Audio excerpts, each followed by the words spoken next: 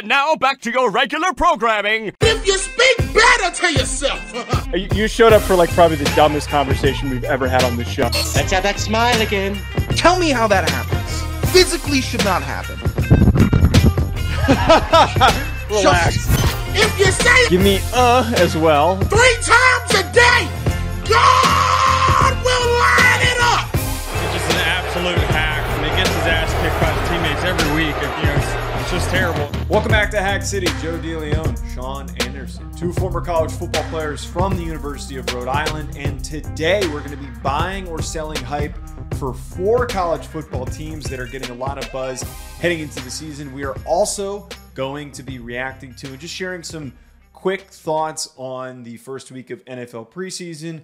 Not overreacting. We're not overreacting. There has been a little bit of ball played by some of the starters and a lot of backups. We're not overreacting to XFL football, especially the way that a lot of this has looked.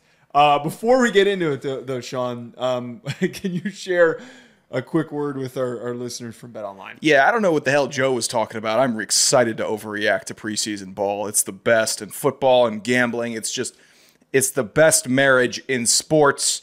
Sitting down on a Saturday, sitting down on a Sunday, throwing a couple dollars on a game, on a spread, on a money line that you want. Preseason games are fun to bet on because you need the sweat. You're not married to the sweat or married to the game like I am. I'm in too deep. BetOnline, that's where I'm in at. This is where you need to be gambling this season. Excited to get some picks coming from the fans. We'll be giving out our picks all year at BetOnline. Head to the website today to get in on the action. Use promo code BLEAV, that's BLEAV, for your 50% free bet credit on your first deposit up to $250. BetOnline, the game starts here. It's a deal. We're giving you a deal with the free bet credit. This isn't sign up. You can hit a bet. I believe that you, the listener, can hit a bet, and you'll hit bets that I won't hit, and I'll be mad at you for hitting them. But regardless, if you're betting on BetOnline, you'll have a good time. Well, hopefully this next segment can help inform you on if you want to buy in on any of these teams reaching the college football playoff and potentially going on a run. So this is very simple.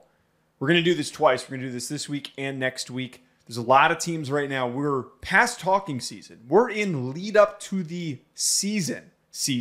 Didn't think that one through in my head before I said it. I think you got there. We're at the part, though, where camp is kicked off. We wasted all of these months speculating, and everybody is overanalyzed and overhyped.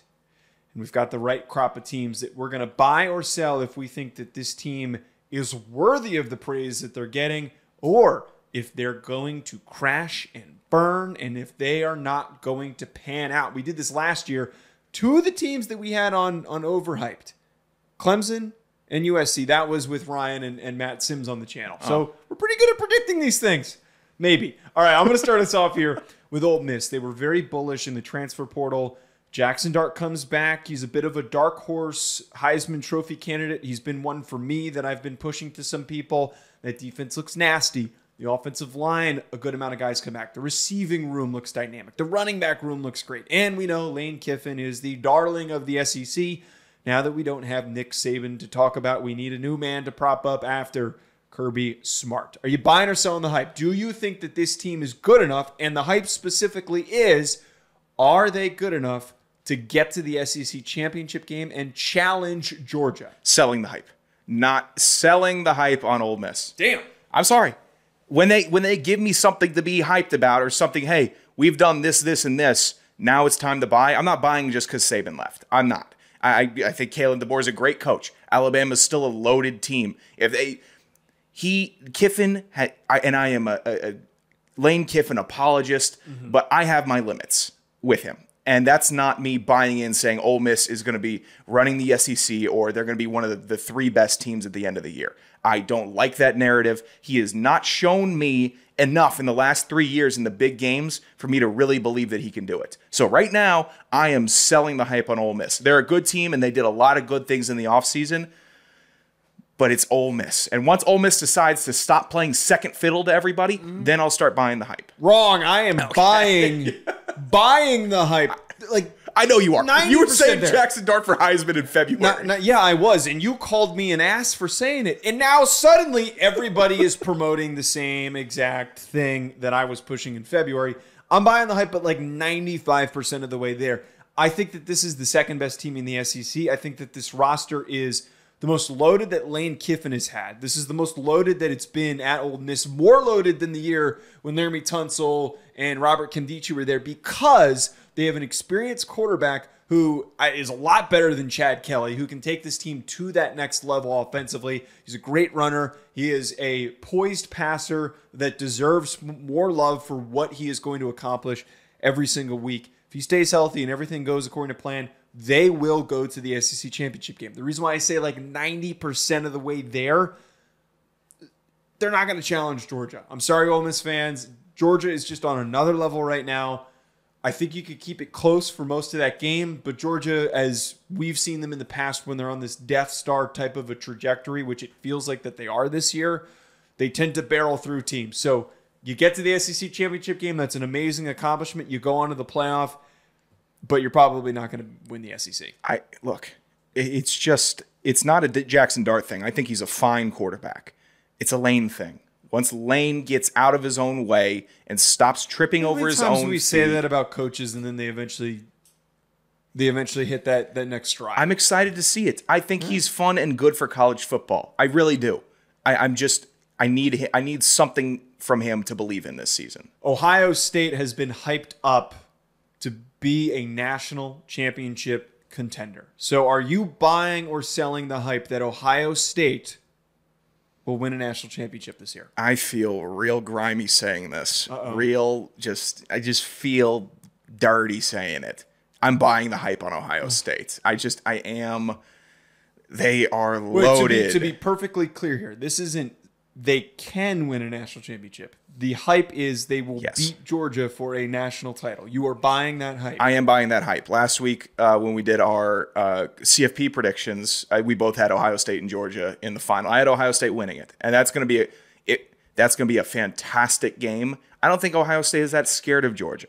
I think back 2 years ago when they were a field goal away from beating Georgia and shaking up college football. I mean, that would have changed college football for the last 2 years completely. Mm-hmm. I don't think they have fear of Georgia. It's different. They're Ohio State. They recruit like the SEC. They get great players. I think it's the year. I really do. And Michigan's down. Michigan, they don't have to worry about the team up north this year. I genuinely don't think they do. I'm selling the hype that they win the national championship because anyone who's paid attention to me this offseason, I have been gung-ho all the way in on Georgia. There is no questions to be asked. I obviously buy into the fact that they would win the Big Ten and that they're going to reach the national championship game. I just think that when you've got two comparable rosters that are just as dominant and freakish and as gifted, there's really not much separation, especially defensively, between Ohio State and Georgia. But when I have to look at the most premier position on the field and I have to make that differentiation of who is better in this situation, I'm talking about a quarterback. Yeah. I'm going to go with the guy who started all last year. And when he had to start a bunch of games when Brock Bowers and Matt McConkey weren't really healthy, weren't really fully available, and he took that offense to a level that it should not have been able to get to with all those injuries, I'm going to pick him over Will Howard, who is a competent player, is a good athlete, but as much as we want to remember or want to forget about this, they picked Avery Johnson over him to be the quarterback of their future. Yeah. I know that Ohio State fans want to be excited that he was brought in and his play style could fit with the offensive expectations and goals are for this year and meshes well with the current unit. But at the same time, if he wanted to stick around and if Kansas State said it's an open competition, I'm sure he would have stayed. Or if they were committed to him, he definitely would have stayed. Right. I think that we just need to remember how things transpired at the end of the year. For some reason, we have collective amnesia when it comes to that happening. That's not unfair. I think Carson Beck better than Will Howard. I thought you were going to go to Ryan Day, big goofball, compared to Kirby Smart. No, damn. Come on, man. Come on. I like Ryan Day. I think Ryan Day's a great coach. You call him a big goofball, and you just picked him to win a national championship? I think he's a fine coach. I really did not like his demeanor at some points last season.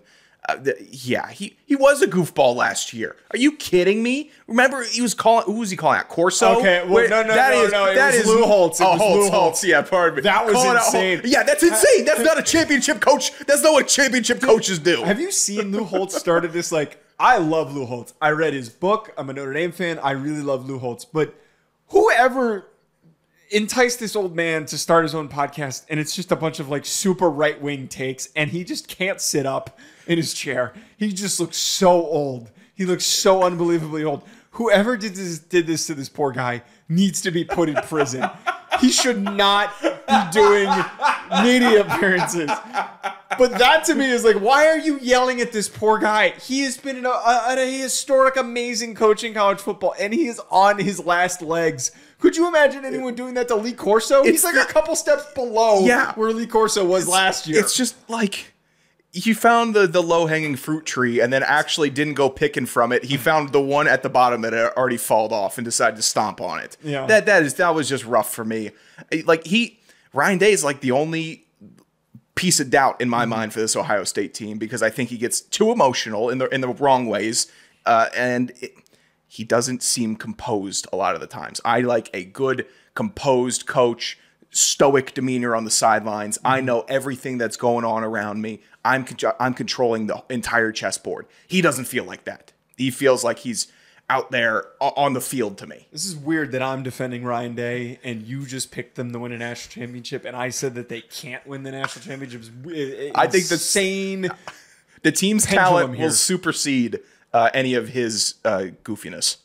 Texas, they are, especially by the Texas faithful, are being hyped up to be a top 2 team in the SEC, that they're going to step right in and that they're going to immediately contend for an SEC title, and they will then go on to the college football playoff this season. Are you buying or selling the hype that they are, let's say, a top 3 SEC team? I'll buy that hype. Okay. I will.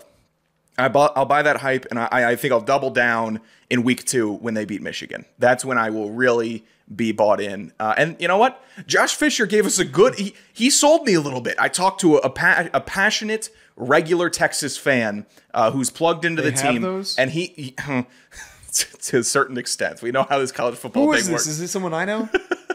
Josh Fisher. No, you were saying that you talked to somebody who's more level-headed. Oh, yeah. No, it's just, I don't know this person. It's impossible to find a level-headed Texas fan. Wait, I don't understand what you're saying. I was saying Josh Fisher is a normal Texas fan. He tracks the team, talks about the team, and he sold me on it. I thought you were trying. Never mind. I misunderstood. I thought you were saying you tried to get a secondary opinion. No. Okay. I cannot.